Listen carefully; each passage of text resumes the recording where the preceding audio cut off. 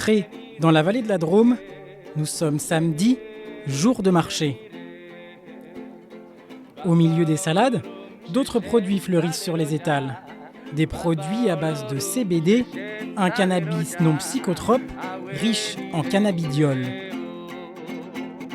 Huile de massage, baume, cookies, sachets de fleurs de chanvre que Nathalie Paget propose à ses habitués et à quelques novices.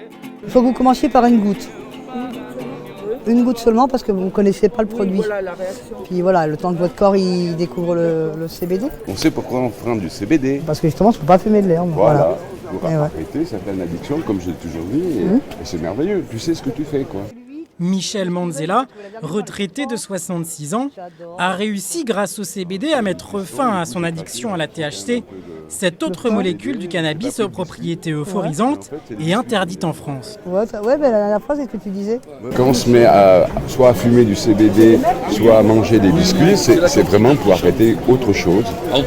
C'est une recherche d'apaisement. C'est vrai, par exemple, hier, j'ai fait une petite balade de 1h30 en montagne. En rentrant, j'avais pas de biscuits, mais j'avais une petite tête de CBD. Je l'ai fumé et effectivement, voilà, ça m'a apaisé. J'ai pas de contracture ce matin. Que ce soit l'alcool, que ce soit les produits psychotropes ou que ce soit la nourriture. C'est un calmant. Pour moi, c'est vraiment ça. C'est le mot, c'est apaisant. S'apaiser, se relaxer, c'est ce que recherchent les consommateurs, plombés par la crise du Covid-19. En ce moment, ils se tournent vers le CBD pour tout ce qui est anxiété, angoisse, dépression, la déprime, puis les choses de la vie. Voilà. En France, les règles encadrant le CBD sont drastiques. La variété doit avoir un taux en THC inférieur à 0,2% pour ne pas être considéré comme stupéfiant. Mais cela n'évite pas la confusion faite par le grand public. Et les gens, oui, au début, il y en a certains qui disaient « Regardez, cette dame, elle vend de la drogue, elle vend du cannabis. » Donc ils contournaient mon stand. Après, il y avait forcément les consommateurs de cannabis qui venaient pour voir si c'était du vrai cannabis pour eux. Et non, ça n'en était pas. Toujours dans la Drôme, à la ferme du Faucon. Ancienne éleveuse de chèvres, Nathalie s'est consacrée pleinement à la culture du chanvre après le décès de son mari en 2016. Elle fait pousser une variété de CBD sur plus de 3000 mètres carrés, de quoi récolter des dizaines de kilos par an. Dans le hangar, les dernières branches de chanvre sèchent encore.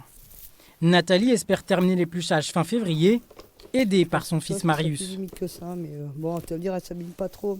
Ça me fait plaisir que mon gars soit là. Franchement, toute seule, je ne sais peut-être pas arriver. J'en aurais fait, mais pas d'aussi grande quantité comme on a fait l'année dernière. On ne se serait jamais lancé. On va encore agrandir. Et là, on doit encore agrandir cette année, mais bon, il faut avoir la niaque. De l'énergie, et même beaucoup plus pour faire bouger les lignes et faire démocratiser le chanvre en France. On ne peut pas diaboliser une plante qui n'est pas du tout dangereuse. On ne peut pas la classer comme on l'a classée pendant si longtemps.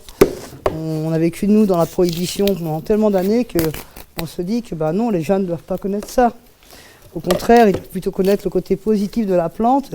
Tant qu'on n'aura pas construit une belle filière, on ne pourra pas vraiment concurrencer le marché européen qui est en train de nous manger tout cru. Donc c'est sûr, il y a des portes à ouvrir et plutôt même à enfoncer des fois, je dirais, parce que c'est compliqué. Ouais, et puis c'est long. Ouais.